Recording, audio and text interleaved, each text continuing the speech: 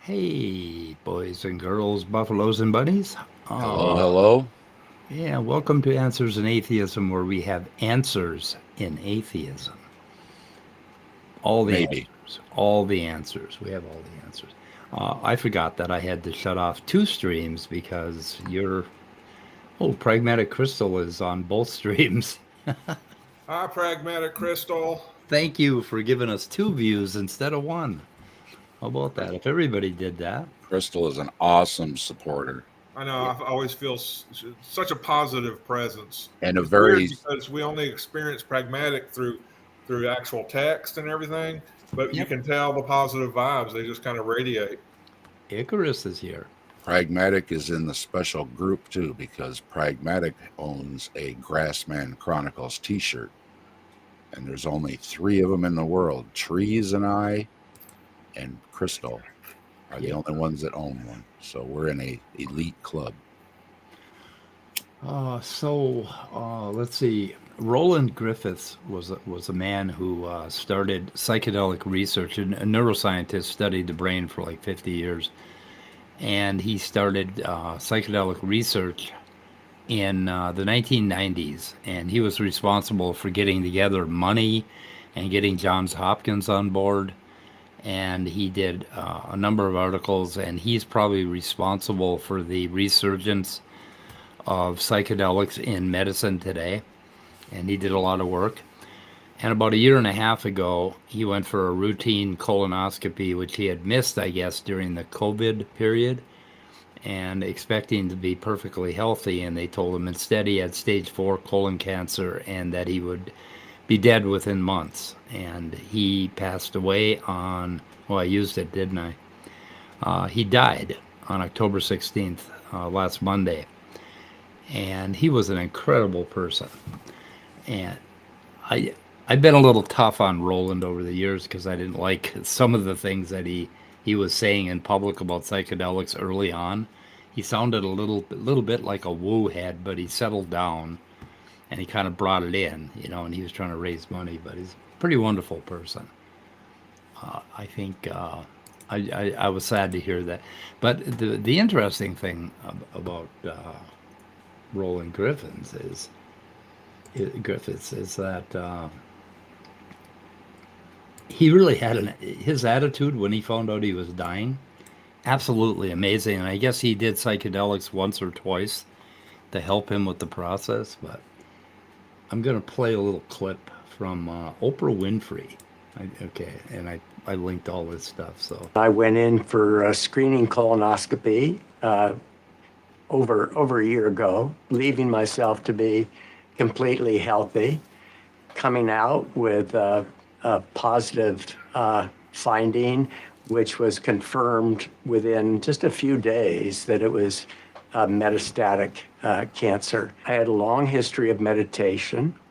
I had contemplated my own death, but I had no real sense of how I might respond to a diagnosis of this sort. So I kind of probed into depression and anxiety and denial and resentment, but came to realize very quickly that inhabiting any of those states would simply be torture. And so what I turned to is a gratitude practice. And it's something that we all should know. But for me, the gain or the volume was turned up. And that is the preciousness of what it is to be alive. I have never been happier or had more equipoise than ever before in my life. pretty cool, eh? Yeah. too. Anyway, and there's a full-length interview with him where he's talking about, you know, how I'm curious, you know, about death. You know, I've heard all these stories, you know, about what it might be, and I'm and then he says to the audience, he says, "I'm going to find out before any of you, probably." It's like, and he did a week ago. So, and this interview was like 3 or 4 months before he died. So, anyway, yep. But he talked about the absolute wonder that we are an evolved sentient race, right? And we got to be like, of all the little balls of matter out there, all of us humans got to be human beings, right? We should be fucking falling on our knees in gratitude every day for that. Just like, thank God, thank you, universe. It's like you picked my little ball of matter to get to be conscious, you know, and I think that's pretty fucking cool. I don't know. Anyway. I poured out all my feelings about death in my video after the couple funerals a couple weeks ago. Yeah, that was a good video. It was Very all good video. rolling through my head, and I just wrote it down in a couple of minutes, and I put it on and I streamed it while it was all rolling through my mind. Yeah. Yep. Okay, and now we have some bozos to deal with. Stephen Meyer, Douglas Axe. Stephen Meyer was named in the Wedge document. You know about the Wedge document? Oh, yeah. Where the Christians talked about basically taking over politics and education and culture with their ideas about intelligent design and how they were going to wedge their way in. And they've been doing that, and they've been busy doing that for 20, 30 years. Just busy as shit. And these guys are absolutely amazing in their blatant push for theocracy. And Professor Dave covers Stephen Myers very well. It's a very technical video, but he was the second one in that group that he did a takedown on about a year ago. Hopefully I will find a link for that somewhere. Let me see here. What do we got? First thing Dave's list. He's taken down everybody at the Discovery Institute. Yep. Yeah, and he did. Oh God, this bullshit about, you know, the Precambrian explosion is where life happened, and, you know, where God did it, right? Yeah. Yeah, a life sentence. Anyway, with the Cambrian, Professor Dave digs deep into the Cambrian, showing that this bullshit about the Cambrian explosion is just that. The creationists are they're bouncing off that particular phrase or name, and that got them excited because that sounded like God came down and threw life at the ocean, right? The explosion, like it happened overnight, right? 70 million years. And then right now we know that a whole lot happened in the Ediacaran before that. And Professor Dave does an unbelievably technical and detailed job of showing you that. Even if you don't understand what he's saying, along the line, you can see how the weight of evidence is for the gradual transformation of species and how all that stuff happened early on when life started out. So Kafai is here. Kafai likes Roland Griffiths. I put a link in the live chat. Let me know if you've ever seen that channel. Okay. They're creationists with Todd Wood and that over there. Oh, let's see. Episode 68. Oh my God. Let's talk creation. Oh boy, it's What are these puppies? It is deep talking about, you know, putting the animals on the ark and Oh, they get right into it, eh? he was concerned. Well, you know, I grew up in pig farming, and you know the smell is pretty bad, and I just can't imagine the smell. And it's like, forget the smell, it's methane. Yeah. It's poisonous. And on Ken Ham's ark, he's got oil lamps everywhere. I grew up with cow shit and pig shit. Cow shit ain't so bad. Pigs and chickens, man, they stink. Yep. They're really bad. Really bad. But basically, if Noah held his nose, right, it wouldn't be so bad. It's just smell, right? And it's like, yeah, but but enough. you'd all be dead. Yeah, enough methane to kill everybody. Or spark up an oil lamp and Yeah. everything's gone. Yep. Okay, so I got a little clip here. The first thing is, it'll tell its own story. You ready? Ready. I want to start by just saying this. If I type your name in on Google, Stephen C. Meyer, it says that Stephen C. Meyer is an American author and former educator. He is an advocate of the pseudoscience of intelligent design. And I just think that that's interesting right out of the gate. And I wanted to give you a chance to respond to that idea. Do you think he's trying not to cry here? Why is it referred to as a pseudoscience, intelligent design? Notice the term itself, pseudoscience, implies a definition of what presumably true science is. And this is in the philosophy of science known as the demarcation problem. How do you define science and distinguish it from pseudoscience or philosophy or religion or metaphysics or something else? And it turns out that that's a very difficult thing to do because No. Popper and a number of others did it some 70 years ago. Worked on explained the demarcation problem. He gave us a very clear idea of what we need to do in science and what we don't do. So, anyway. the methods of reasoning that are used in scientific disciplines. Pause the tape, please, real quick. Are- Also, like pseudoscientists typically don't go out and do actual field research and do experiments and statistical studies, none of which Stephen C. Myers does. So there's your first clue that you might be happening upon a pseudoscience. Yeah. Well, philosophers of science believe that, oh God, without them, we wouldn't be able to do science at all, and it's like, well, yeah, they cleared a lot of things up for us, but this guy didn't, as we'll see here. Are actually not dissimilar, and in some cases are the same as the methods of reasoning that are used in philosophy or metaphysics or okay. All right, sorry. I'm not historical work or forensic inquiry. So the term pseudoscience is obviously a pejorative. It's meant to stigmatize someone without actually engaging in the person's arguments. But the presumed definition of science that is underlying that term and its use on the Wikipedia entry is that if you're to be a scientist, you must limit yourself to strictly materialistic explanations for everything. And you may not invoke intelligence or creative intelligence as a cause to explain anything. The reason they've designated me and other advocates of the theory of intelligent design as pseudoscientists is because they've presupposed a materialistic definition of science. There's a term in the philosophy of science for that definition. It's called methodological naturalism or methodological materialism.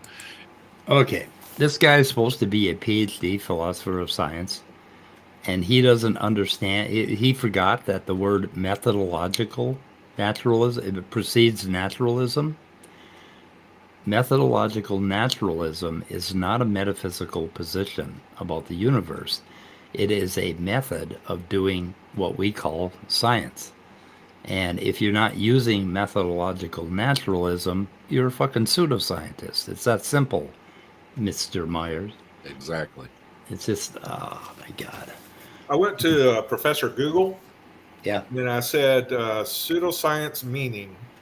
Yeah. And this is from from Oxford Languages. I don't know, maybe that's part of the Oxford Dictionary or something totally different, but it says its definition is a collection of beliefs or practices mistakenly regarded as being based on scientific method, the new pseudoscience of counseling, as an example. And that's not my opinion on counseling. That's just the kind of quote they used as an example in a sentence. So basically, isn't chiropractic considered a pseudoscience? And Yeah, it's not. one way we Well, know this is they put on white lab coats to promote it. yeah. I guess if you saw chiropractors as scientists, but they're not. They're people that massage your body, Right. and the jury's still out on whether or not they do any good. Sometimes they do, sometimes they don't. I've heard of cases. Yeah, that where was they, just a quick quick assessment. Well, Now there's a Scientific American article. I'll put the link to it that covers what is pseudoscience. right. But And, okay, let's- I'll put that in alchemy. the private chat. Yeah, alchemy is not chemistry. Yeah. Astrology is not astronomy. Let's There's a reason they have different names. let's consider acupuncture. Okay, so acupuncture was considered a pseudoscience because acupuncturists were talking about all these chakras and areas of your body and all this crap, right? But then uh, they found out that when you stimulate a nerve or when you stick a pin next to a nerve, that it actually releases neurotransmitters that can shut off pain nerves, and so pins can actually. And I think everybody notices this because when you get a wound, if you squeeze it, or if you were to, if you have a pain in your arm, your left arm, and you poke your right arm, it tends to shut that off a little bit. But it's more than that. It actually sends out neurotransmitters. So they found a naturalistic explanation for why sticking pins in a person might alter the way they feel pain, right? And then, okay, that part of it was not pseudoscience. The pseudoscience part was when they said, oh, it was like the chakras and the forces of the body and all this bullshit. And they were talking about things that we have no evidence for. Now, what Myers is going to talk about is the Rosetta Stone, for instance. We found the Rosetta Stone. Or we found artifacts like tools, stone tools, prehistoric stone tools, and we inferred to the best possible explanation because it didn't look like those particular stone shapes would have appeared there without some prehistoric men carving them, right? And then he's going to say, oh, it's the same thing with biology where we're just saying that an intelligence did it. No. First of all, we knew that there were prehistoric men that could have done it. Okay, so our inference to the best explanation was to reach for something that we knew highly probably existed that was smart enough to shape a stone tool. Now, the problem with intelligent design is there's absolutely no evidence for this God creator thing that had little tiny fingers that made cells. I mean, how did he do that? Did he go in there with his little tiny fingers, move each protein around, decide on each little genetic mutation? No, we have no evidence.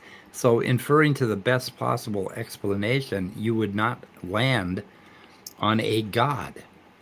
But then Stephen Myers uses the science, his inference to prove God. And then because so now he's proven God because genetics, right? So that proves God. And then we can look at genetics and say, oh, what's the best explanation? God. We already proved God using genetics. So if you're proving God using genetics, and then you use God to explain the you see the circularity? Mhm. That is pseudoscience. TMM just put out a video, I think yesterday, where he totally destroys fine tuning and all these scientific things. And similar to what I've said before about why have all this stuff if it's God, you can just be magical goo inside. You don't have to have all that stuff. It's all magic. Yeah. And the same thing with the arguments, what TMM was saying about fine tuning is that they're saying that everything has to be just so that God can make everything. And it's like, no, it's God, right? Why Right. does God have to follow the Fine-tune it. laws of physics or Yeah. anything else? It's God. God can do anything. If God wants to make us in a universe that has different parameters, why not? It's God. It doesn't make any sense when either way when you use God, it's you can throw it right back at him and it falls apart. Yeah. Here we go, guys. So, we have an event or we have an artifact. Okay, we'll name it A. So we found something, right? And we're trying to figure out how that thing happened. Okay, so we have a whole bunch of observations, multiple observations of the thing, and we're trying to figure out how it happened. And methodological naturalism says that there has to be somewhere back here an A prime or small a that basically created this. And we know this part right here. Let's see. Okay, we know this part. We know the method that you get from A to A prime, right? And that's something. It's something else that we have many observations of. So we know how genes mutate. We know this, just all this stuff about biology, right? So then we can infer to the best explanation as being A1 can cause A, and we can also look at it and say, well, if A1 caused A, what are some other observations that we're going to get from A that would show like a ghost or a remnant of what A1 did, right? Now, the problem with Magic Man explanations is Magic Man can do anything he wants. It doesn't matter. I mean, Magic Man could have created life 6,000 years ago, last Thursday, 5 million years ago, 10 million years ago. There's absolute Magic Man can do anything. So this explains basically all propositions with God. You can explain anything by saying God did it last Thursday. Okay? God planted all these memories in all of us today so that we all think we had a life before this, but no, we were created last Thursday. There's absolutely no observation that we can make that's going to of this stuff that's going to lead us to that. So there is no hypothesis and experiment we could do. Did I make that clear what I'm Yep. talking about? I Yep. mean, so what this amounts to is like, okay, I always talk about what do I call it? Oh my God, I even forgot what I call it. M1, N1. Yeah, let's call it N1. Okay. N1 naturalism is something that we all grow up with. We all know how to ride a bike, change a tire, make our dinner, wipe our butts. We have all this stuff, put ourselves to bed, put our pants on. All of this stuff we learn from the time we're little zygotes. We come up, and that's called naturalism 1, basically. Okay, so that's one type of knowledge that we all have. Now, N2 is how science extends that and goes with experiments and goes back and forth and builds up a whole body of supernatural knowledge about how the universe works. Now, the problem with God done it is that comes from M1, okay? Metaphysics 1, or naive metaphysics. Now, in Metaphysics 1, you can imagine an infinite number of different kinds of God and different kinds of things, brain in a vat. So we have BIV, we have Christian God, we have Muslim God, we have Gaia God, right? I mean, you can imagine an infinite number of ways, and there's no way from in here to tell which of those is true. And my favorite, absolute favorite God thing is basically this one here, which is last Thursdayism. Because I'm convinced that I did not exist before last Thursday, and that the whole universe was created last Thursday to look just like this universe today. So there's no way to tell between last Thursdayism and God did it, between the Christian God. But what Myers wants to do is he wants to prove science with God. Okay, but first of all, he needs God to be there to prove science, because basically God has to be there. If you're going to infer to the best explanation, that has to be God, right? But then we're gonna use what we find. We'll take that proposition and we'll feed it back into the beginning, and now that proves God. So we're gonna prove God with science and naturalism, and we're just gonna go in a fucking circle here forever. That's why it's pseudoscience. And he doesn't get that. And he claims to have a PhD in philosophy of science. What the fuck? What the fuck? That was such a facile explanation there, Mike. Yeah, facile explanation. Very facile. Yeah, he loves that word. Yep. Oh my God, what did I do? I turned the wrong thing on. Oh, who was that guy? Who was that guy? Okay, there we go. Okay. So I got a whole bunch of bookmarks. Now, what do we want to listen to, boys and girls? We're at 110, 208, 247. We can just go through a few here and listen to some bullshit. This definition of science, there are many fields that we recognize as scientific that invoke creative intelligence. If you're an archaeologist and you look at the Rosetta Stone in the British Museum, you're going to immediately infer that there was an intelligence involved in producing those inscriptions in 3 different languages.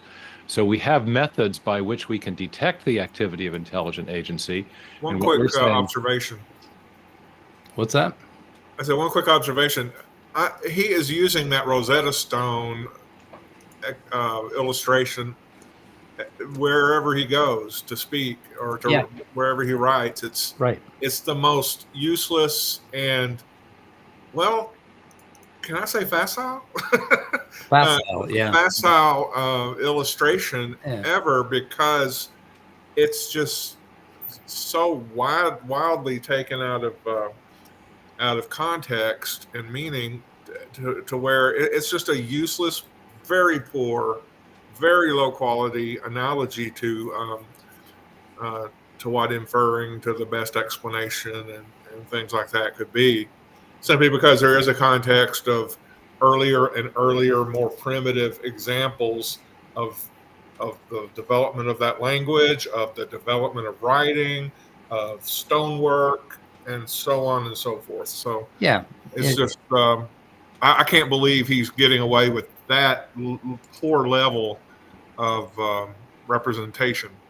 And if you were driving by the airport and you saw a 747, you would infer that men made that, right?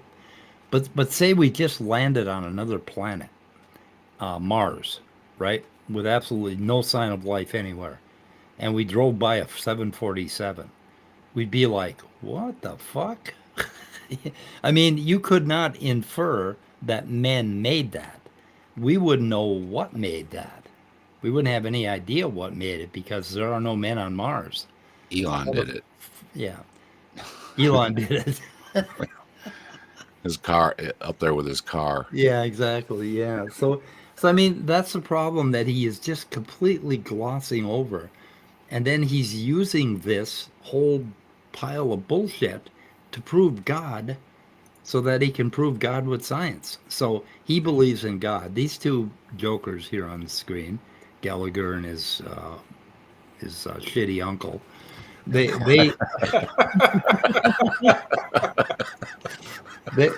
believe in God, and there's a lot of evidence for this, right? I mean, there's like, for instance, they're going to mention Douglas Axe. So Douglas Axe, Stephen Meyer, and J.P. Moreland. You remember J.P. Moreland? He wrote Body and Soul, and Eric Hernandez is J.P. Moreland's groupie. So Eric Hernandez, that's the one that Leo's going to debate on November 4th. Basically, so J.P. Moreland and Stephen Meyer wrote a book called Theistic Evolution Crossway? I guess so. Yeah. About basically something about theistic evolution. Anyway, let's see. What is the name of this book? I gotta figure out what page I'm on here. I'm on page 77. 72. So we go back to the beginning of this book. Yeah. Let's see here. If I can pop this up. Get rid of good notes. Get rid of that. Okay.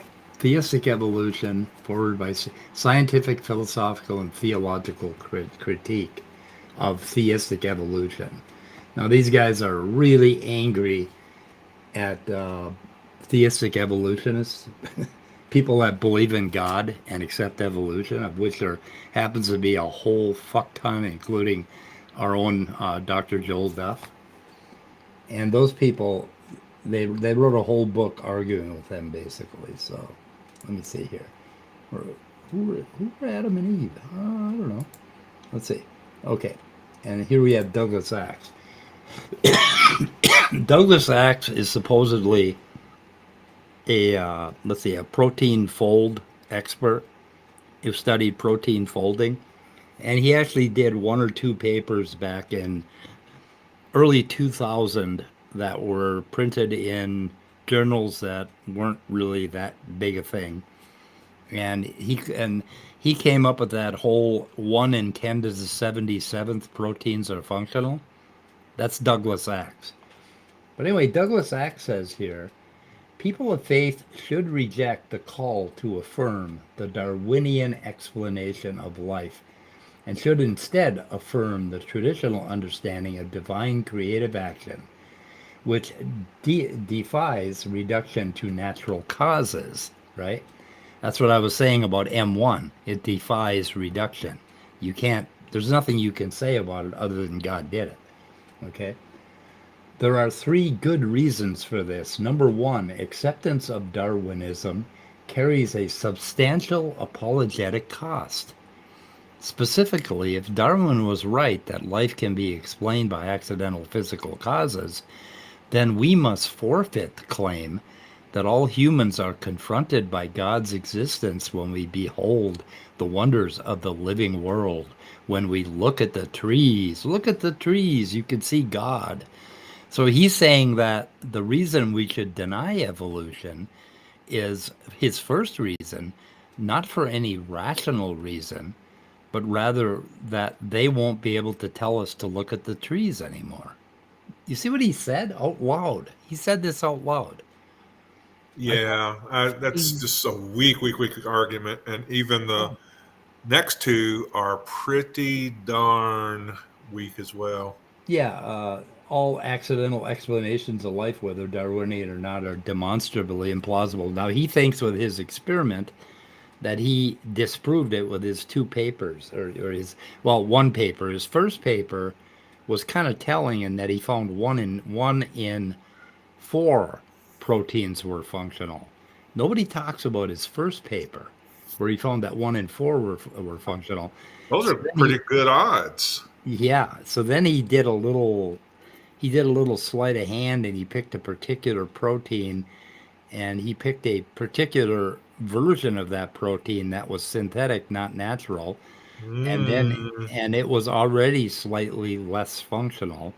And then he mutated it, and he came up with some estimate that 1 in 10 to the 77th would be functional. And everybody that has read his paper and criticized it has tried to explain to him that you have shown nothing. You can't take one protein that man created, basically, fuck with it, and prove that no protein can evolve. So he proved nothing, and that's Douglas Axe. See, that's why you got to read the critiques as well as the individual papers. Oh, and I can post a whole fuck ton of critiques on that. Sandwalk, Panda's Thumb, a whole bunch of people have done it. He's Dr. Joel Duff has done it. In fact, I think they did a whole series against him at some point. Oh, against his latest book. You talking about a video series or like a series of articles? A blog series, a bunch of articles. Okay. And I have those somewhere here. We can dig them up later. Yeah. The Biologos forum did a series reviewing Douglas. Oh, this is Douglas Axe's book, Undeniable. Not Meyer's. But they go through and they do a whole huge series. And let's see here. I think Now, what was that third argument, real quick again? the third argument was the common justifications for accommodating Darwin's theory within the framework of traditional faith are confused. In other That's words, about the only argument I agree with. yeah, Although I give plenty of room for well, people to have their own theological beliefs and conclusions to try to, get the two to work together. But right. I consider most of those arguments kind of weak.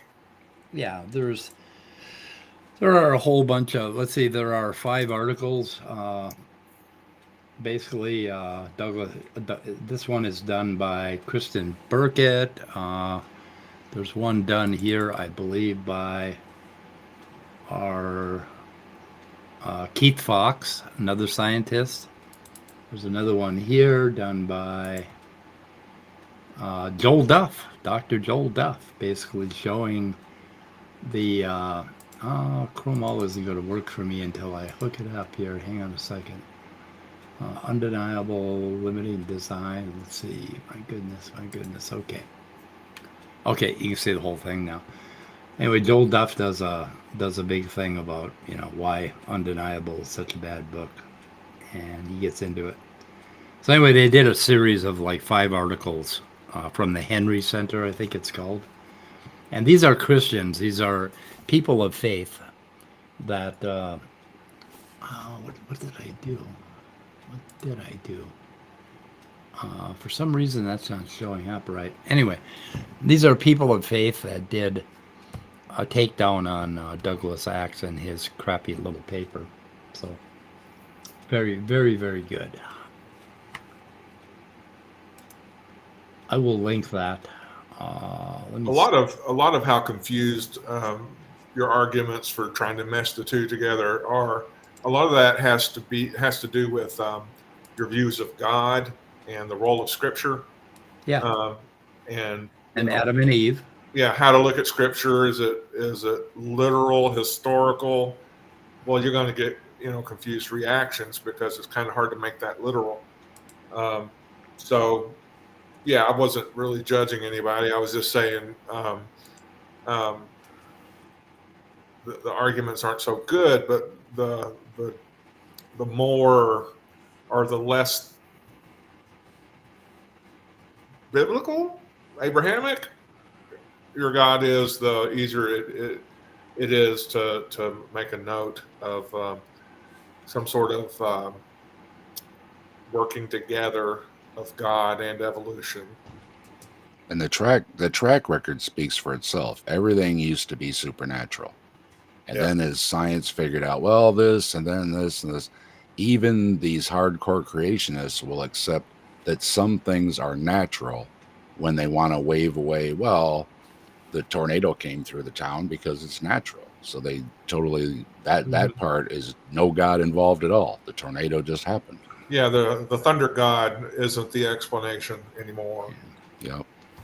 But, back when Baal used to be a god, of the Canaanites, and back when Yahweh was, a thunder god of the Midianites or whatever, then the thunder god, the storm god, was the answer for that tornado. And today you've got what you would call maybe moderates or whatever, maybe like Bill Craig or somebody that says, I don't deny the science. Whatever the scientists say by consensus, that's what's accepted. I accept it. He just goes back to there's got to be a point that science doesn't know, and he uses God of the gaps. Yeah. But flip that around a couple hundred years ago, and he would have been on the other end, because it would have been, well, it's obviously all supernatural. That's the only explanations we have. So that's what you call post hoc or whatever too. They're just saying, well, see, science found something. Well, there's the Big Bang in the Bible. Yeah. Looking for things in the Bible that the Bible writers never conceived of.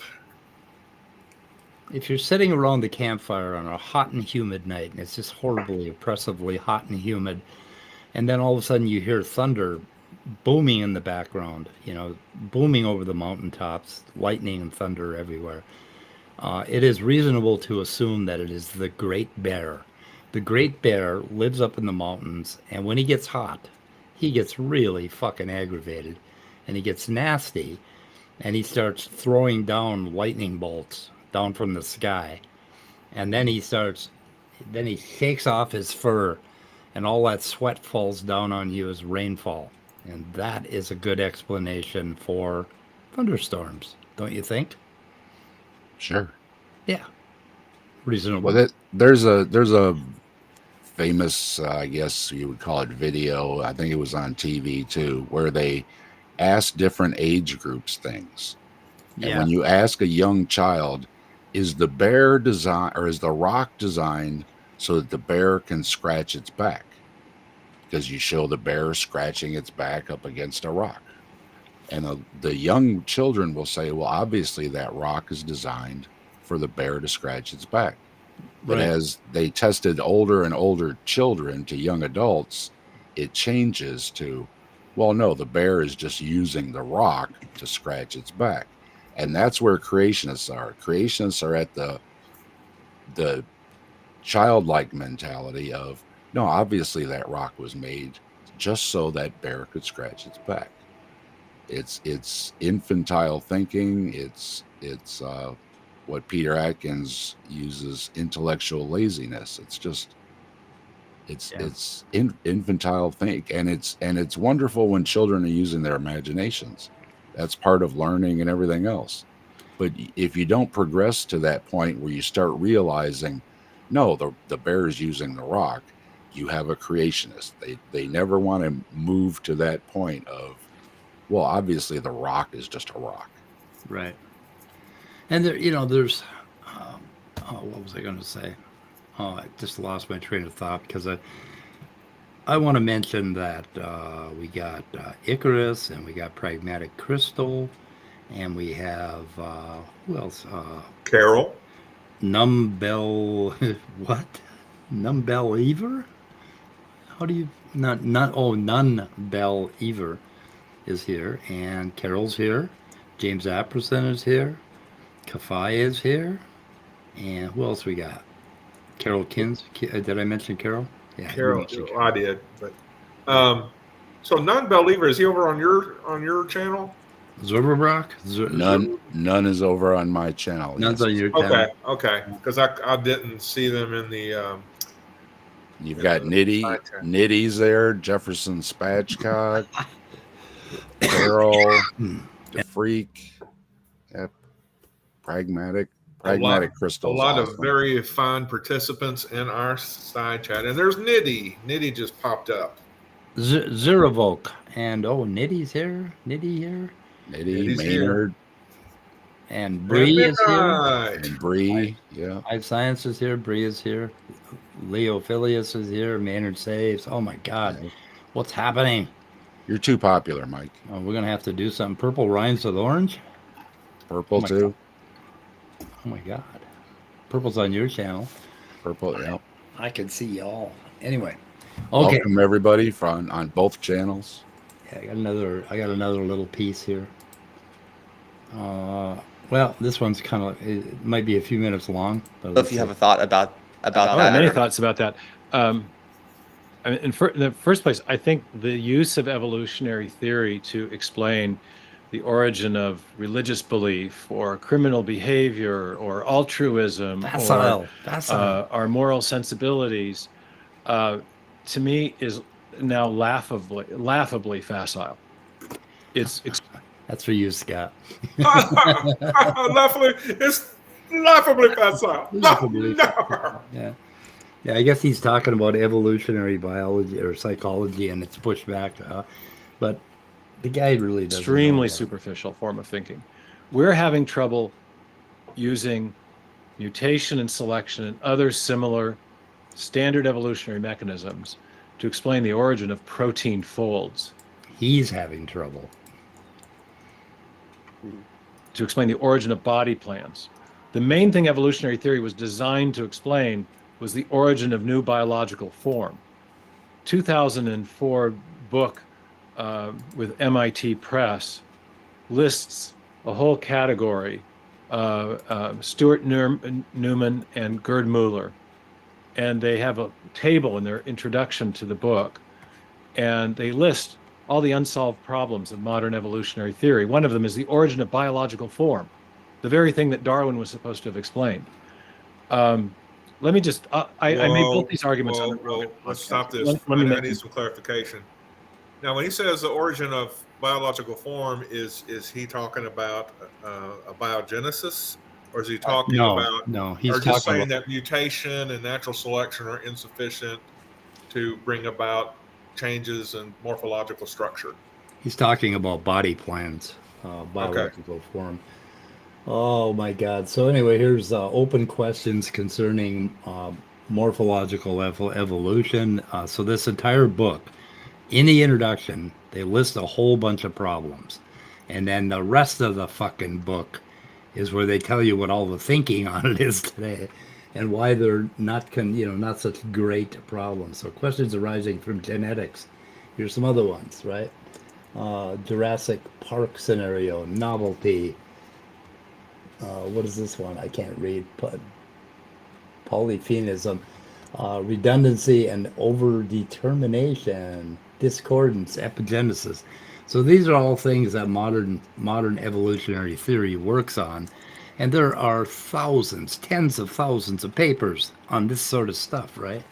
And he uses this book basically because they listed problems in the very introduction, right? They're talking about it.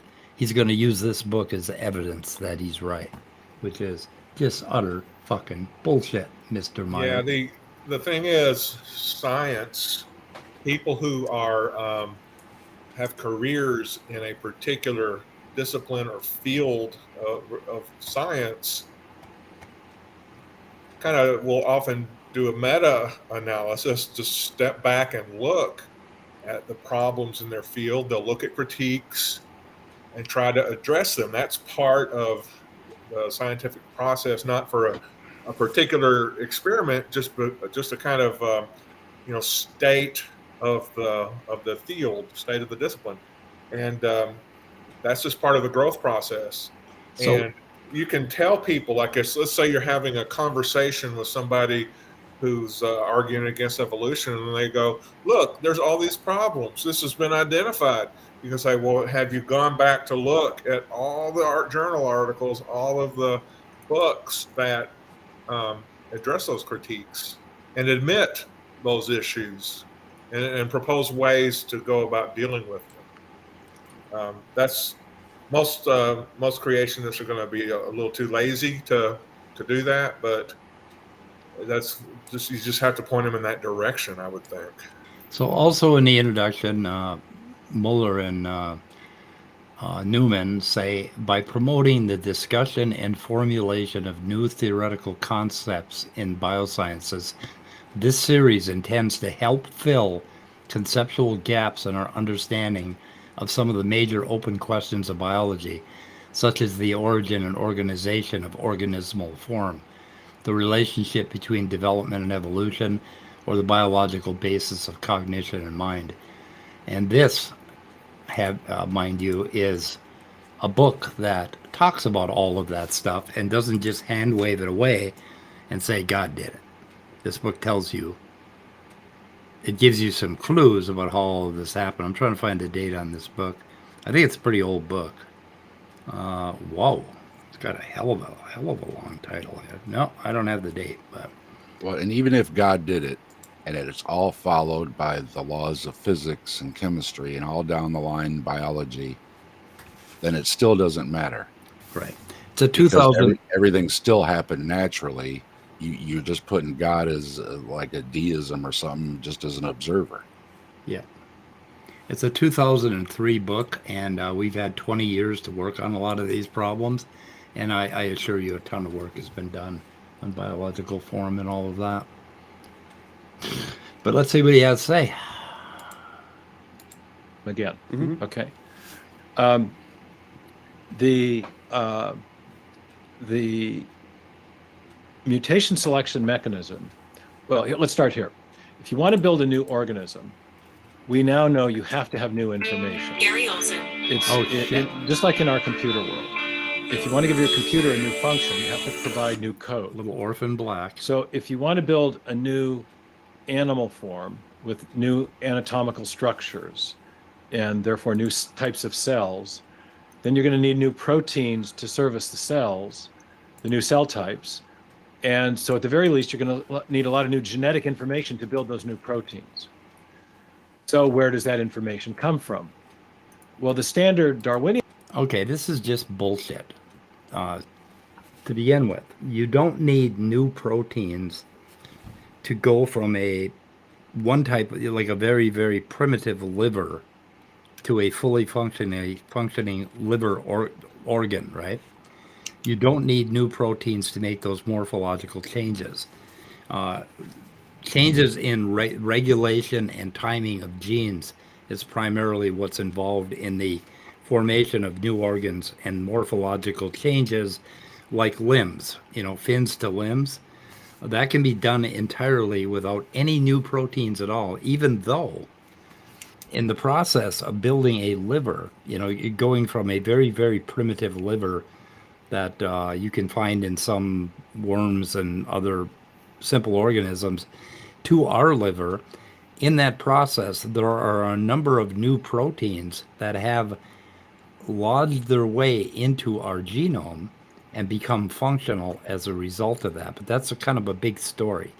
But he basically sidesteps all of that and says, how you, like, a liver has to like pop up, right? Like you got a worm and it doesn't have a liver, and then all of a sudden you've got a raccoon crawling around and he's got a liver.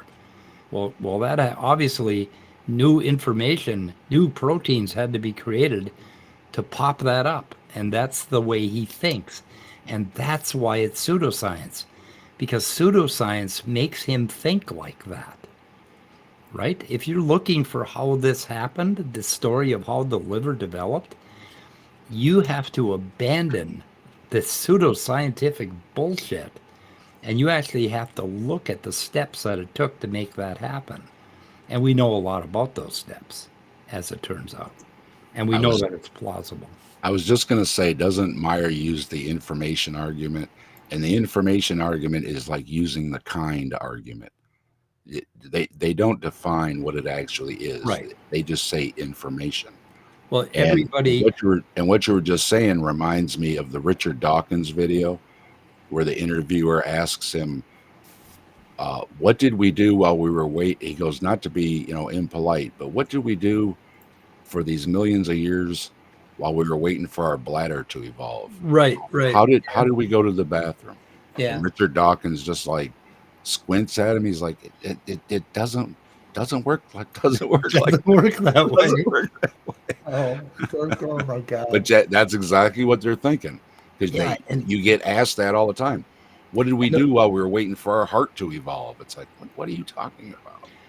But the insidious thing is that the reason that they think like that is because they already believe in this intelligent design and creation. They would not come up with stupid things like that if they weren't already believers. Yeah, that was my question, was does he just not understand, or is he just parroting bullshit because it's their apologetic tactic? Okay, everybody that has reviewed Meyer's books, 3 out of 4 of them said Myers doesn't know the first thing about what information is, and he knows absolutely nothing about genetics. And those are real problems for Myers. Yeah, I put a link in the private chat as well as in the side chat to that human behavioral biology. I put an ampersand in there for some reason. That was stupid. I thought, man, if he had just watched that lecture series and gotten maybe halfway through it, he would know that what he's saying is bullshit. Right.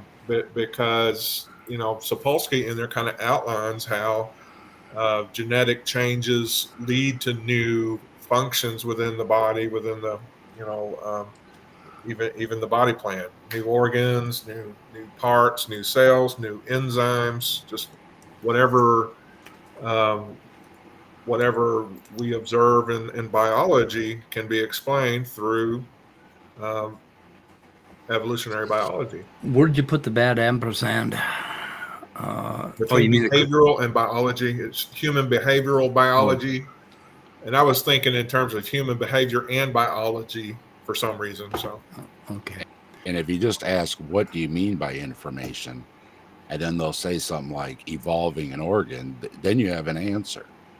But if they just leave it out there as, well, information, it's like saying quantum or kinds or whatever. It's just, it becomes a meaningless word. Right. There's a brilliant explanation of how in genetics you actually have gene networks where you have a change in one that can actually affect the programming on several different areas down the road. And I hope I'm saying that intelligently, if not superficially there, Mike. But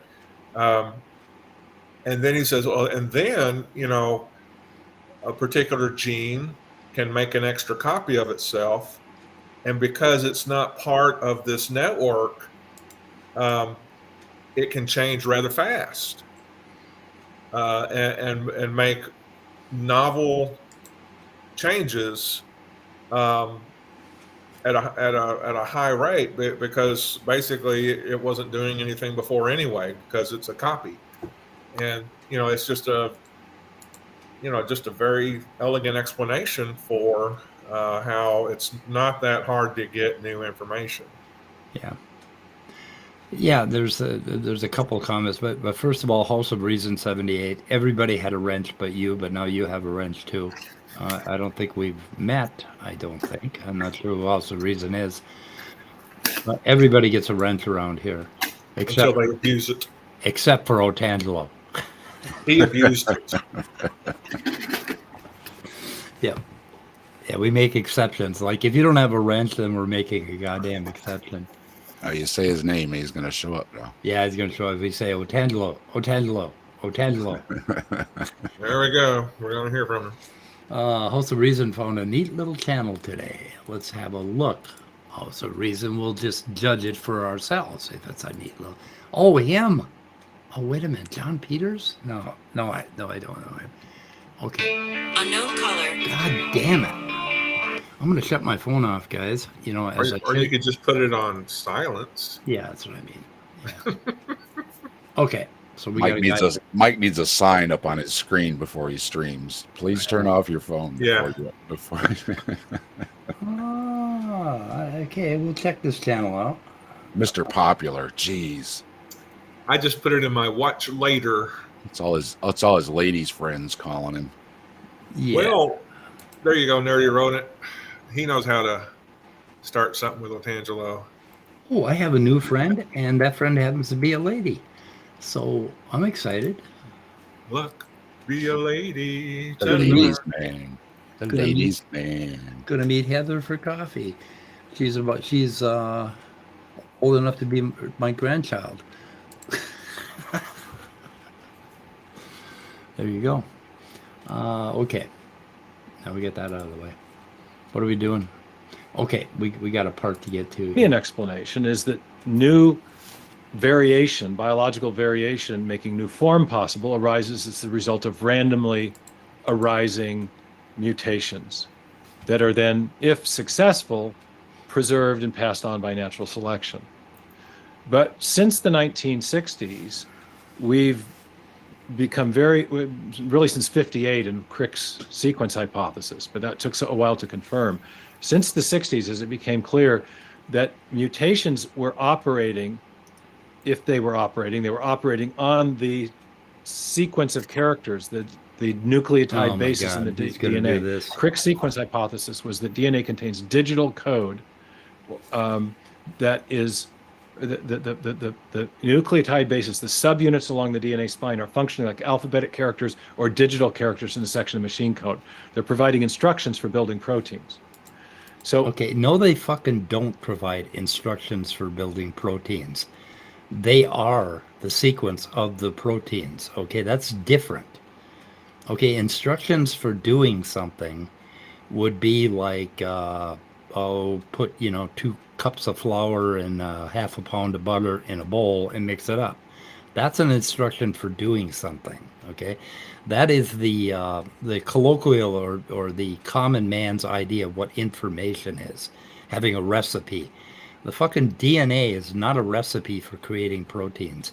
DNA is the template on which basically the amino acids stick in order to make the protein. So it's a copy, it's a template, it's like a cookie cutter. It's not a fucking instruction manual. And they love to say that. And the average person thinks that DNA is like a recipe for creating an organism. No, it doesn't do that. And everybody in biology now is turning away from this idea that it's all in the genes, it's all in the genes. It's just very, very old thinking. And he goes back to 1960. Do you hear that? Like, what, 8 years after we discovered DNA? Or Yeah, it all began to fall apart as soon as they discovered genetics. Yeah. Anyway. Oh my God, it's bad. Bad, bad, bad. Since that realization has arisen, we realize then that what mutations would be doing would be changing those arrangements of ACs, Gs, and Ts, the digital characters in the quaternary genetic. Ooh, he used a really big word there. Well, he keeps using digital. Digital is not the same as the alphabet. He's mixing alphabet with digital. Yeah. And digital is on or off. That's digital. And the DNA is chemical bonds. It's a molecule. Yeah. They can only bond one way. Certain ones can only bond with each other. It's just chemistry. DNA is like a little sticky molecule that other things stick to, and then that thing creates an mRNA, and then it goes out of the nucleus, and other things stick to it, and basically that copies a protein from the DNA. That's how it happens. Not an instruction manual. There's no little words in there or intelligence about how this happens. It happens stochastically, and it's absolutely, it's chaos. It's like a fucking tornado inside your cell, and out comes, us. But Well, and it's a catchphrase because everybody goes, "Oh, digital. Oh, just like a computer. Oh, okay. Yeah. Then everything's just like a computer." Well, then obviously it was made just like a computer. And it's like it's not like a computer. And he's going to go on, and he's going to amplify the fallacy of thinking of it as words or instructions or digital information. Code. Mhm. Now we have analogous experience of those of we that do. type of information carrying system, and that is in our computer world. We have digital software. Bill Gates' DNA is like a software program, but much more complex than any we've ever devised. Richard Dawkins has acknowledged that DNA is like a machine code. Leroy Hood says DNA contains digital code. So what happened? He's quoting the popular digital code bullshit from like the 20th century. And the key word is analogous. They're trying to explain something to a lay audience. Right. That it's putting it. If you start talking very complex to a lay audience, they're sitting there, duh, I don't know what these words are. So it's analogous, and he said it himself. It's analogous. Hey, Leo, do you have a link to that? I want to see that. They could use, apples and bananas as an analogy. That doesn't mean the DNA is made of apples and bananas. Yeah, I mean, if it's, if it's as important, I mean, have you ever seen a fully formed elephant crawl out of your computer, with all that code in there? It's analogous, right, to how life happens. So obviously our computer, we should be able to create life with our computer code, but no, we can't. We know we can't. Bill Nye, when he debated Ken Ham, said by the math of creationists, we should be seeing how many species just pop into existence before our eyes every day. Right. So people should just be looking out, and in your front yard just materializes a new beastie that nobody's ever seen before. Yep. That never happens, but creationists have to have it happen. Yeah. I think that was one of the best points Bill Nye made in that debate, was that the math says where are these animals just popping into existence? Yeah, what 11 new species a day, Yeah. Something something like like that. that. Yeah. Yeah. Okay. When we randomly change a digital bit string in a section of functioning computer code, if we randomly change the zeros and ones, what happens? Well, two possibilities. Well, here's the question. Do we degrade the function? Okay. Professor Dave points to some experiments where they've done that with computer code, and they've actually improved the performance of the program by using a filter, which is natural selection, and randomly changing things in a program. So there you go. Can randomly Of the and the other thing he's thinking about computer programming languages. If you misspell one of the keywords, of course the fucking thing isn't going to work. Your compiler is going to do natural selection on that and say you've got an error, right? So you can't just randomly change human language or like books, you can't randomly change words. You can to a point and they'll still work, but at a certain point you're going to erase, what we're trying to say. And it's the same with computer code, but they're not actually talking about the binary code. The binary code you might get by with making a few changes with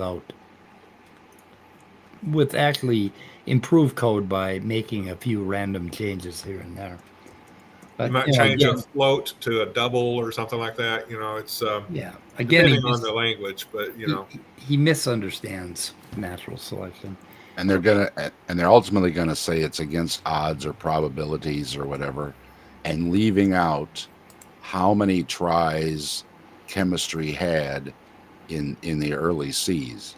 They'll say, oh, it's 1 to the 10 billionth power or whatever. But if you had 10 times that amount of tries of chemical reactions, that all goes down the drain. Your odds are right down the drain. Yeah. So Danny apparently destroyed Inspiring Philosophy, so I'm going to link those videos. Danny destroys IP. Okay, we want those.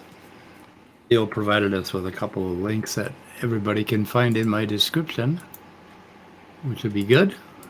Oh yeah, Leo's only got about another week to go. Yep, for the big event. Looking forward to it. Oh, spooky days coming.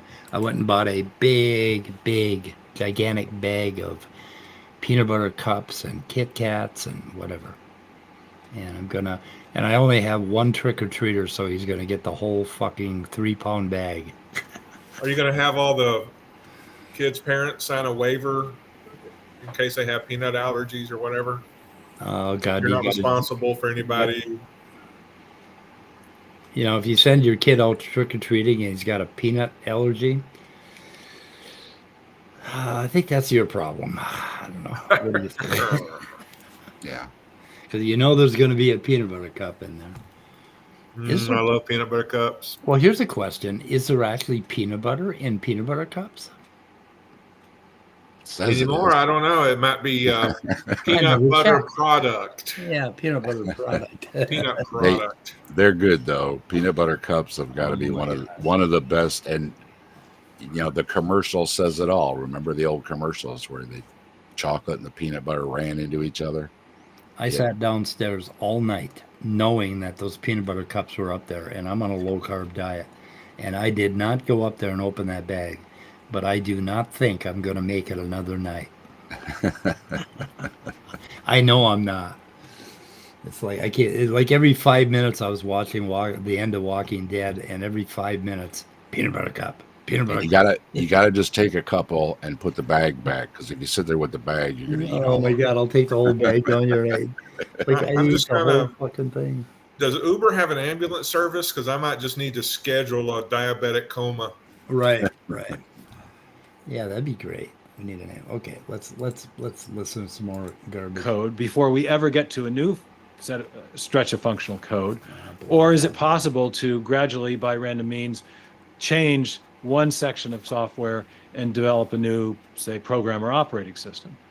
If I ask that question hypothetically to a group of of software designers, they all laugh. It's obvious what happens, that those changes will degrade the existing function long before you'll come up with some fundamentally new function. Next time you need your appendix out or brain surgery, call a software designer. You know, they know all about it. They know all about genetics and medicine. That a new stretch of code would be required to produce. Turns out the same thing is true in the biological realm, that the sections of the arrangements of A's, G's, and T's that will code for functional proteins are extremely rare among all. Did he say ACCs and T's? I don't know. I think he said G. I don't know. His connection isn't the best there. Okay. So Okay. All the possible ways of arranging those characters. Exponentially rare. For one short protein, a colleague of mine, Douglas Axe, who worked on this problem at Cambridge for 14 years, determined that the ratio was 1 over 10 to the 77th power. For every string that will provide a stable, function-ready, function-capable structure called a protein fold, there are 10 to the 77th ways of arranging those same characters that will not produce such a thing, that will give you. And Douglas Axe did not prove that. We went over that earlier. And here's the damn thing, though. Douglas Axe used a protein that was 153 amino acids long. And that represents a sequence space that has, let me see here, I think it's 1.4 times, oh, hang on a second here. No, I'm missing it. I think it was like, oh, what the fuck was it? 10 to the 193 different proteins, right? And if you take 1 out of 10 to the 77th, you still end up with an astronomically large number of proteins that are functional. So basically, Douglas Axe was using one protein to make a statement about this sequence space that would include every possible protein that's 150 characters long, or 150 amino acids long. And it was just bullshit, and it was laughed at. This paper has been laughed at and tossed out, and he's using it. But he does even worse here, a little further on here. Gibberish. So what that means is then, as you start to change the digital characters, the A's, G's, and T's, you are overwhelmingly more likely to fall into a functionless abyss than to maintain function. And that's simply not true because of the way sequence spaces work. And what you're going to have if you make one mutation, you move from one point in that sequence space, which is a hyperdimensional space that we imagine. You go from one to the other. Those things are next to each other. Those functional proteins, they are not necessarily equally separated. It's not a gas, okay? It doesn't work that way. There's some structure to it. And there is a high possibility that you're going to go from one sequence, apply a mutation, go to another, and it's either going to be neutral or it's going to be possibly slightly beneficial. And right now, the pharmaceutical industry is doing this stuff to evolve new enzymes and chemicals. In fact, all of industry is using evolution of proteins, and they're applying mutations, and they're getting results. And he's lying through his fucking teeth with this 1 to 10 to the 77th. And anybody that listens to these guys has got to, what should they do? Should they pour a pail of ice cubes on their heads? I mean, slap their own faces? They really need to stop listening to this kind of bullshit. But even like positive, negative mutations and all that, that's all kind of relative too. Because just like I think what Scott was saying earlier, it all depends on how things work out. So if something becomes simpler but works better, yeah, that is still not, by their definition of what they want, is more and betterer in every generation. More and betterer. And I'm saying that because it irritates people. Good. But again, that's misrepresenting what evolution and selection is, and pressures. It's just misrepresenting it, Yeah. and that's pseudoscience. Yep. And he does. Other work. scientists have done experiments. Here we go. They're called site-directed mutagenesis experiments. They found that this is absolutely true. There's a scientist in Israel named Dan Tofik who died fairly recently, very Oh, tragic. no, you didn't, Did Stephen some Meyer. very important- Dan Tofik was a rock climber, and every time he did a lecture, he would show slides of his rock climbing expedition. Unfortunately, he fell at 65 and ended his life. He's an amazing researcher in protein evolution. But let's see what he says. work on this same question, and he started randomly changing the characters in the DNA to see what type of effect it would have on stable protein folds. Could he generate a new protein fold from a pre-existing protein fold? And he found that within a very small number of mutations in his experiments between 3 and 15, the stability of the protein fold was lost. The thermodynamic stability was lost. It would no longer fold into a stable structure. Therefore, it's no longer possible to perform a function. So he said that the protein folds, which are the fundamental unit of biological innovation, are ice. Are you still hearing me with the mic? Yep. Okay, good. Yep. Yeah, they are isolated from one another in almost like galaxies separated from one another. So whereas we can get modifications of function and even some new function arising within the structure of a stable fold, getting from one fold to another is effectively biologically, it's extremely implausible. We have no Darwinian account of how that happens.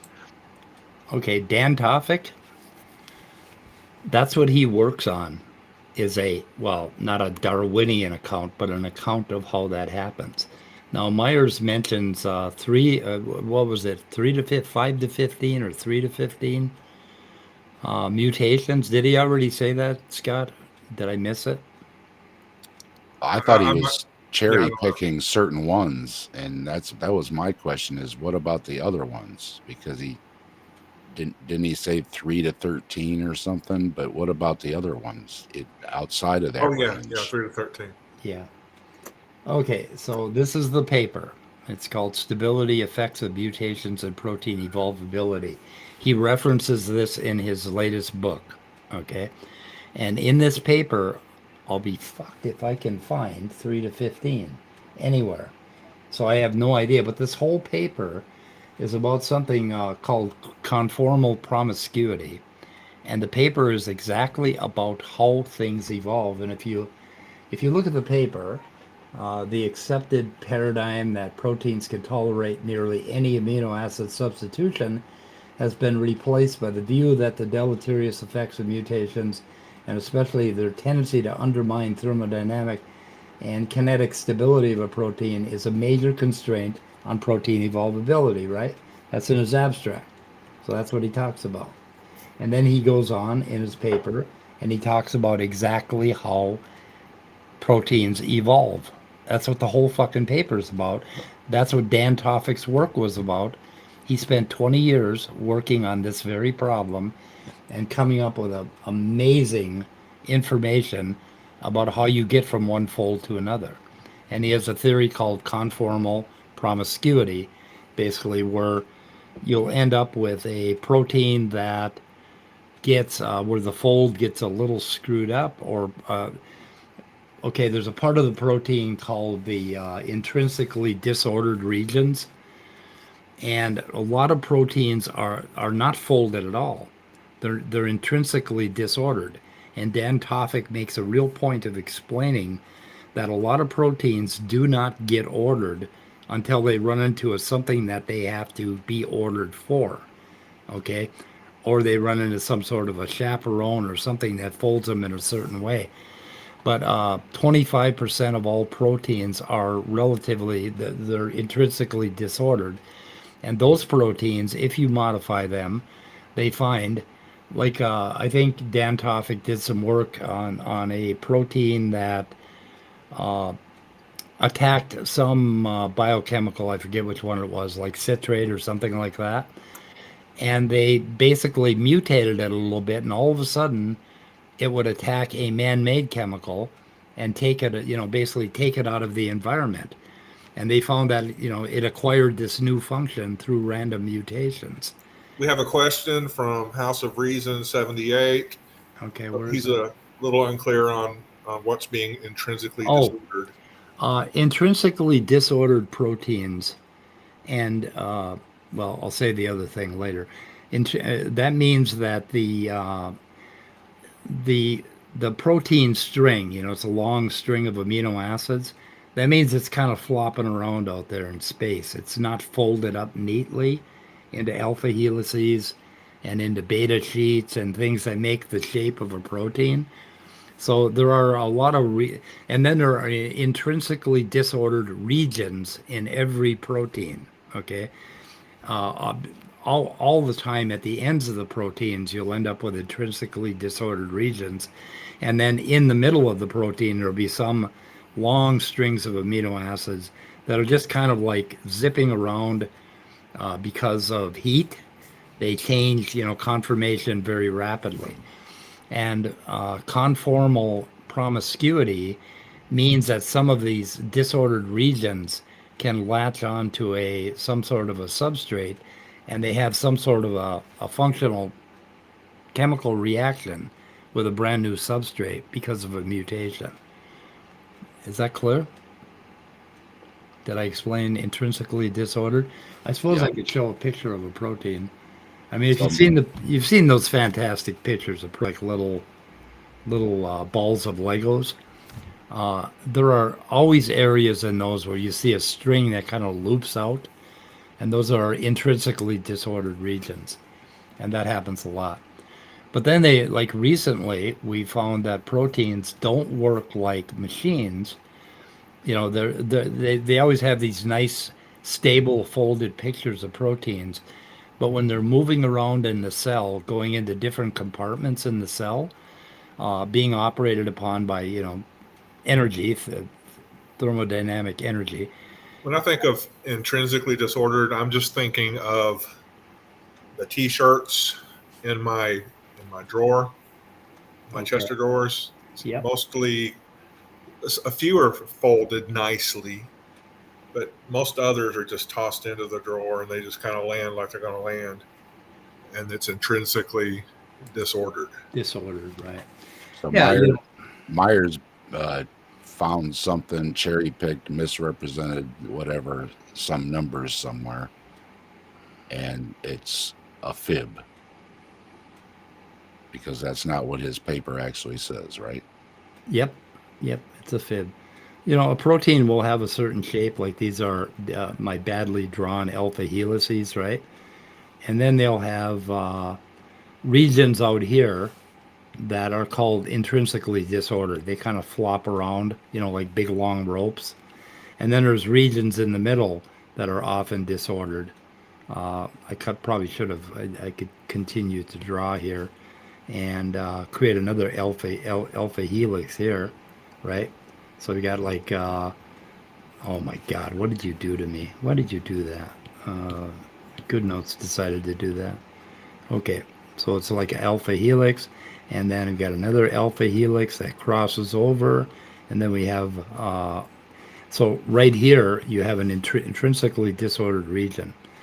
And what happens is that you're going to end up with like one part, like this part right here might be the reason that the protein made it into evolution, because it's, oh, I shouldn't have done that either. But I could do this and, okay. Is that my wand? Yeah. Okay, this part right here is what the enzyme does. Okay, this is the active domain that basically does the work, and this is why natural selection has kept this protein around. It does something, it digests food or something like that.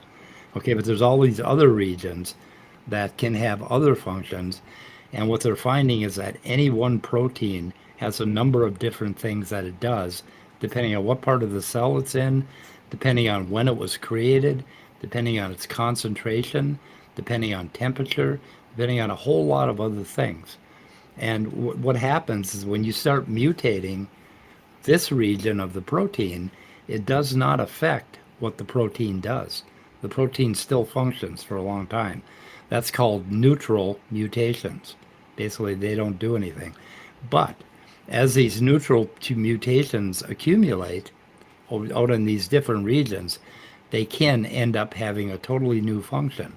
And then the other thing we have is you got one gene and then another one duplicates occasionally. And then this one gets modified because it doesn't need to do what this one does because this one's already doing it. And now we have a brand new protein. And this heads off in its own direction in the trajectory of proteins. And that's how evolution actually works. So, okay. And it's new, so it's new information. If you want to use the loose term, it is new information. Yeah, when they say that mutations can't create new information, that indicates that they do not understand what information is, because any mutation is creating new information. It's just different information. What they mean is that God did it in the beginning, and he wrote the perfect informative instruction manual for how to create a human. And everything after that is called a mutant, that it went downhill from there. But that's because their biblical belief is getting in the way of common sense science. And money. It never turns out well. Over there. Okay, here we got Logan Fisher as an example. Good example of change in a part of protein causes massive changes.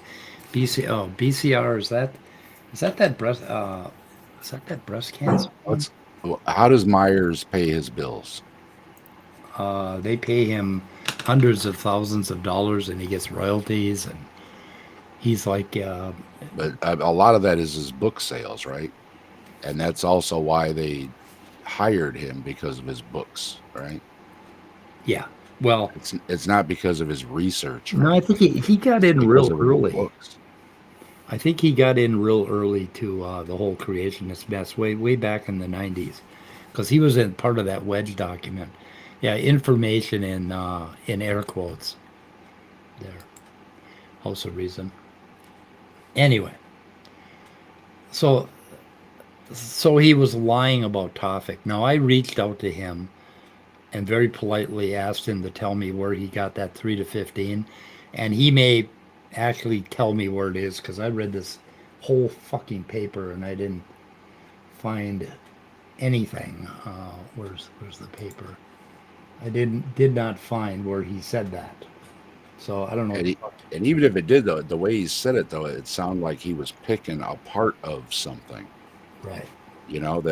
When he did this, it didn't work right. Like he was leaving out the other parts. That's what I got the impression when he said it. Okay, and this is not a paper. This is an opinion piece by Tophic and Tokoriki. Now, Dan has a whole bunch of other papers that I was looking at this week, and I read a couple of them, and that's all he talks about is how proteins evolve, how new function evolves. So I'm wondering if it isn't the old something said out of context in a blog or an interview, and then he's trying to say that came from his paper or something, because they'll do that a lot.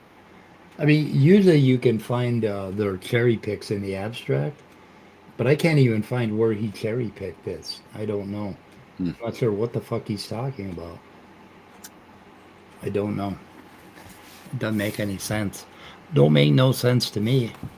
Got a whole bunch of Tophic papers here. Could it be an obscure chart that Myers was just misreading? It could be. But it sounds good, though. See, everybody that's listening is going to say, "Oh, see, this scientist is saying that," and never bother to look up the paper. Right? Yeah, one thing look at the title of the fucking paper: Protein Evolvability. Hang on a second here. Where did I put that back? Oh my God, I'm shaking. What is wrong with my hand? Okay. Where are we? Chromo, PDF. You didn't get into those Reese cups already, did you? No, I probably need to. Okay, the title of the paper is Protein Evolvability. Now, some other papers by Tofik are stability effects of mutations. Oh, that's stability. Okay, I got that twice. Man-made cell-like compartments for molecular evolution, the moderately efficient enzyme evolutionary and physiochemical trends shaping enzyme parameters. We got the conformational diversity and protein evolution, antibody multispecificity mediated by conformational diversity, enzyme, enzyme promiscuity, evolutionary and mechanistic aspects, protein dynamism and evolvability, the evolvability of promiscuous protein functions, paper after paper after paper about how the thing that he's saying Tofik proved couldn't happen happens. That's what Tofik did. Why are you such a lying son of a bitch, Meyer? Why are you lying like that? Well, even reading this here, it says on that paper there, it says this example says this example this happened, this in this example this happened. Yeah. Right at the bottom of the paragraph on the right side there. Oh, See example of this. This is what this, and this is what this, and it's well, yeah, and that's what I'm saying. He's looking through something, and yeah, and he's finding something. This paper is about the thermodynamics and stability of protein folds, and how you could have like 5 mutations going in a certain direction that would make that fold. All of a sudden, that fold would be dangly. It wouldn't fold right. But then he explains with these diagrams how that can actually end up in this new here's chaperone buffering, and he's got new function here, basically on the lower left diagram where he talks about how new protein functions develop. That's new information. Yeah, yep. And the whole paper, sort of a summary of a lot of. He shouldn't be citing this guy at all, then. No, Or he shouldn't. person. I don't. Is it a? No, he should be disagreeing with everything this paper says, and he should have reasons to disagree with it. So. He's fibbing. Yep. What do we got here? I'm calling shenanigans. Yeah, to change within a kind, they presuppose that God created, what is that called? Created heterozygosity, which is Dr. Joel Duff and Dr. Dan and so many takedown articles. What is a perfect genome? Right. But this video here will get about 100 to 200 views on both of our channels. And this video here has 37,000 views. Mm-hmm. So 37,000 people are going to listen to this bullshit. And out of those, only about 100 or 200 are going to hear why it's bullshit. And this is what we're up against, boys and girls. And buffaloes and bunnies. I want to be all inclusive. And you can fib with a straight face if you get paid enough. I have a price. It would have to be a lot, but otherwise, I don't know if I could keep a straight face. I won't say who, but I have a PhD friend, and we were talking this weekend, and he suggested that the place I should go to work is a Creation Institute. And I said, well, you got a PhD, so you're a shoo-in. So he could get in there, and he could hire me as his programming assistant, and we could all make, just fucking make money. Yeah. Well, why not? Anyway. Oh, because if anybody with PhD behind their name, folks like Ken Ham repeat all the time, we have PhD scientists on our staff, and they say the exact opposite of every other scientist in the world. Yep. Because Ken Ham says so. Duh. Yeah, and the rest of this video is just fucking what is that? Well, I think statements of faith destroy any scientific inquiry by any of these organizations, because almost every of them, even I heard William Lane Craig even works under one. So when you work under a statement of faith that basically says we're already decided that we are right, our religious text is right, regardless of what any scientist says. And then to play, oh no, we're doing science, goes right against that paper they signed to work there and why they're getting paid in the first place.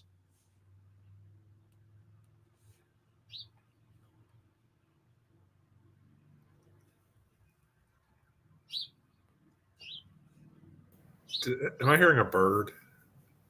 Yeah, we have birds in the front yard. Yeah. Oh, okay. All right. My wife Hopefully has I'll have a birds. yard with plenty of birds in it. My wife, next it's like almost 80 degrees. We're having a little heat wave before it takes a nosedive. Get that off. I thought. Yeah, it's 81 here today, and it's sunny, so hopefully it won't. It won't. I had all I had all the windows closed up and everything, but you know, heck, I opened up my window right here, and yeah, the birds like to land right here under the window. I have to have the bird stickers on my window because they kept flying into my window.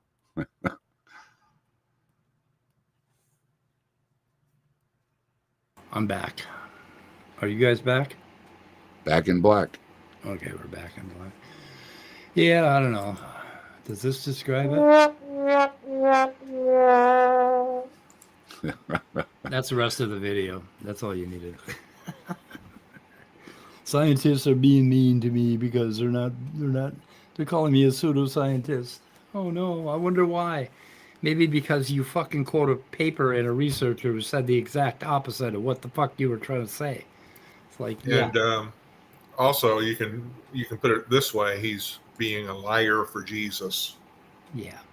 Well, Yeah. when we were chatting in the text there with James and stuff about James Tour, it's like, yes, James Tour is very accomplished in his field. Why he has to badmouth other scientists when other scientists will say, oh yeah, James Tour is a leader in his field. I mean, people aren't bad-mouthing him because of his field like he's doing to other people. But then James Tour put out that video recently where he says, oh, now when I walk into a room full of scientists, they're all whispering about me. And it's like, Yeah. well, number one, you may have bad-mouthed that person. And number two, yeah, you're saying all this stuff about fields you're not even in and shouldn't be sticking your nose into, primarily to big church groups. He's not doing this in front of other peers or scientists or the related fields or anything else. They're church groups. And again, that's what he's doing. He's sticking all these seeds into all these people that don't know any better. They're all having a good laugh. Oh, the scientists all got it wrong. James Tour knows everything. So the Wedge, Center for the Renewal of Science and Culture. And isn't James Tour in with the DI too? Yeah, but Stephen Meyer is actually mentioned in this document. So he was involved in this, and I think this came out, 1998. Let's see, this is the proposition that human beings are created in the image of God is one of the bedrock principles on which Western civilization was built. Its influence can be detected in most, if not all, of the West's greatest achievements, including representative democracy, human rights, free enterprise, and progress.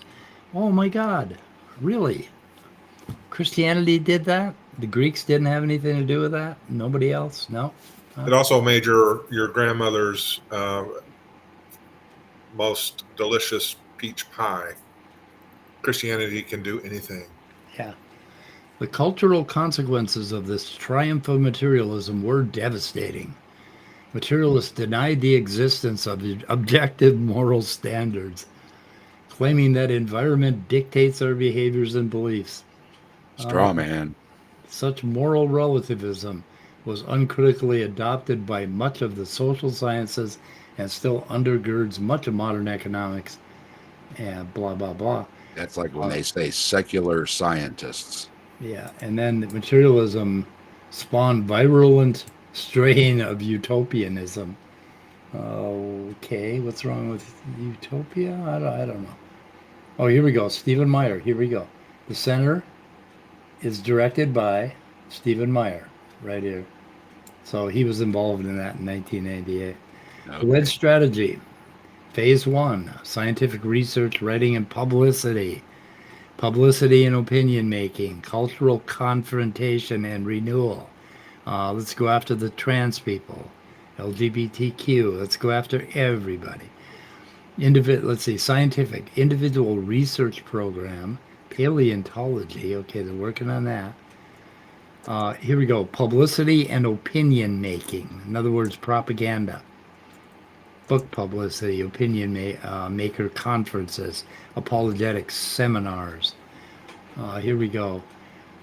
Phase 3, cultural confrontation, academic and scientific challenge conferences, potential legal action for teacher training. Look at that. What's that? What is that? What do they mean? They're going to do what? They're going to sue people. They're going to sue the schools, and they're going to teach intelligent design to teachers and teach the controversy. Right. Well, part of that Christian group with the nationalists or whatever they call themselves, part of their rules of whatever they call it, their own commandments, part of the thing is to get people into more believers into school boards and all that kind of stuff to influence things. Let's see. Okay, they're talking about talk shows and how to popularize their ideas. Phase 3, once our research and writing have had time to mature and the public prepared for the reception of design theory, we will move toward direct confrontation with advocates of materialist science through challenge conferences in significant academic settings. We will also pursue possible legal assistance in response to resistance. Resistance is futile. To resistance to the integration of design theory into public schools and school science curricula. Interesting. Goals. To defeat scientific materialism and its destructive moral, cultural, and political legacies. To replace materialistic explanations with the theistic understanding that nature and human beings are created by God. In other words, make America ignorant again. To see intelligent design theory as accepted alternative to the sciences, right? 20-year goals. To see intelligent design theory as the dominant perspective in science. To see design theory applications in specific fields, okay? And to see design theory permeate our religious, cultural, moral, and fucking political life. Right? Pretty good, eh? And these guys, they said, they produced an article called The Wedge Document. So what? We didn't really mean it. We weren't really saying theocracy, even though we said it out loud. We didn't mean to say it out loud. Like, oh, you caught us. Because this document was leaked. This was a private document. Pretty interesting. Oh, my God. Spiritual and cultural renewal. Teacher training. Okay, I can imagine a boot camp where they send teachers. Like, we got to get you thinking right, son. That's one of the things they push is teach the other side. Again, well, if you teach chemistry, you should teach alchemy. Why aren't you teaching the kids alchemy? Yeah, right. Teach it. What about astrology? How come my kid doesn't know what a Virgo is? Fucking witchcraft, you know? Yeah. There you go. Christian nationalism, there you go. That's what they're after. That's the word, Christian nationalism. Yep. Dover v. They get all those prophet preachers all up on the stage there, and they had Mike Pillow there and everything else. And they had that on the big screen, what all their, code of conduct or whatever they call it is. And it's scary. Yeah, we want to take over, and resistance is futile, and we're ready to take up arms and blah blah blah. It's scary if they actually had enough of them to actually do it. And I think they're about 30% strong in this country, and there's another 20% that are on the fence. And we'll see if they vote for Trump this time. That fucking felon. Somebody was saying today, I think it was Jason Pargin on the Daily Zeitgeist, said that if the election were held today, Trump would win. Yep. It's quite possible. Did you see he got nailed with another fine yesterday? Oh, That judge doesn't take nothing. He said, I told you to quit running your mouth. and he's still doing it. So then the lawyers objected to the Well, $10,000 fine. This is David Galloway for the Hold on, Center guys. for Intelligent Design in I didn't the UK. say The lawyers stood up and objected to the $10,000 fine. So the judge said, I've reconsidered. It's still a $10,000 fine. And try me. See what happens next time. He put Trump on the stand and made him answer under oath who he was talking about. He said, I don't find your answers credible. I would just love to $10,000 see fine. a video of Trump standing up and walking to the stand after being ordered by the judge to do so. Well, what's her face was crying in court. I can't remember her name. The one that was tagging around with Giuliani. Oh, Ellis, Jenna Ellis. She was crying in court. I think, though, those were performative tears. Well, yeah, because she was kind of smiling and laughing right up to when she had to read her statement. Yeah. Now, of course, people have performative smiles too, where they smile to be friendly or polite or to be nice, quote unquote. But yeah, I'm just kind of cynical. I think tears like that are performative, and it just, you know, they aren't sorry. They're sorry they got caught. Exactly. Yep. Okay, guys, I'm tired. I'm so tired. Well, I just want to tell our viewers that we just love to bring these, especially when Mike does all the work, these takedowns of, you know, like, here's what Stephen Meyer said, here's what the paper he quoted really says. And just let you know that with confidence, anytime somebody introduces you to some quote unquote new information from the creation science or from the intelligent design community, you are very well, you know, justified. That's the word. And going, I sincerely doubt that. Yeah. In fact, we need to all say that together, just to practice looking an ID person in the eyes and going, I sincerely doubt that. Yep. You know, do it that way with inflection, because they are doubtable.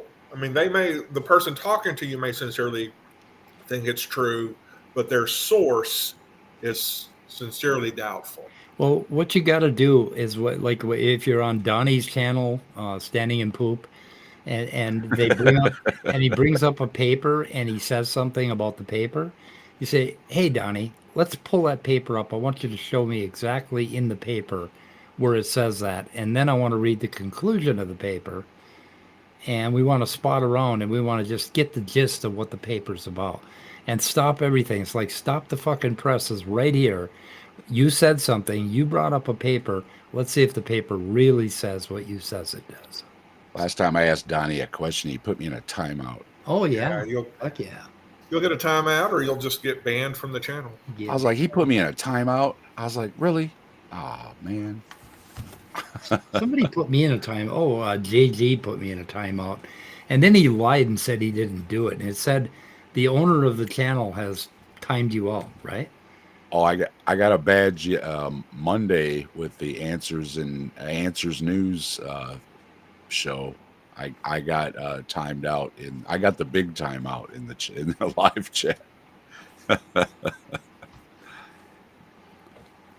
Yep. But in case anybody doesn't know, for some reason, Answers in Genesis, Ken Ham stuff, they have changed their social media policy. They used to have the comments and the chats and all that stuff all turned off on YouTube. Now they're opened up. So if you want to leave comments or participate in a live chat, they have changed their policy. They have their comments are on their videos and stuff now. So wow. I'm not saying to post anything derogatory or anything. I am just letting you know that they seem to have changed their social media policy. Yeah. Maybe we can push back a little bit. Maybe Stephen Myers will tell me where he found that number in that Yeah. paper, because I don't know. I couldn't find it. Of course, Yeah, I'm one of the- ADHD, so I could be wrong. One of the mods nailed me. I was getting away with it pretty good for last couple months, and then yesterday I don't know what I said, but they nailed me. Tom Jump debated Kent Hovind recently. Did that happen? Oh, yeah, he did. Everything Tom's been posting is repeats, because he had to switch everything from one channel to the other because of his monetization issues. Really? Yeah, Am I the one getting an echo from? yeah, you're echoing. Who is me? Well, Mike, Dave is echoing to me. it's got to be Mike. I didn't do it. Mike, straighten up. There you go. That's much better. Much better. No, yeah, What the fuck? Tom. Nope, it's still on me. What the fuck? Okay. Well, we're gonna have to shoot her in the head. But basically, Tom was reposting modern day debate stuff, and because modern day debate is monetized, they told him he couldn't monetize or have it on his because he's monetized. Like they won't let you double dip, so he had to set up another channel, and he's been transferring everything over there. And as he transfers them over there, he premieres them. So they're basically all the repeats of what he's done, leaving out the ones that are double dips so he can get his monetization thing worked out. So he has another channel now, in case you don't know that.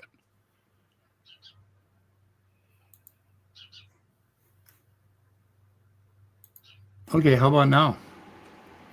Testing. That's Still echoing. no, I think we it's need the demon. a quick exit.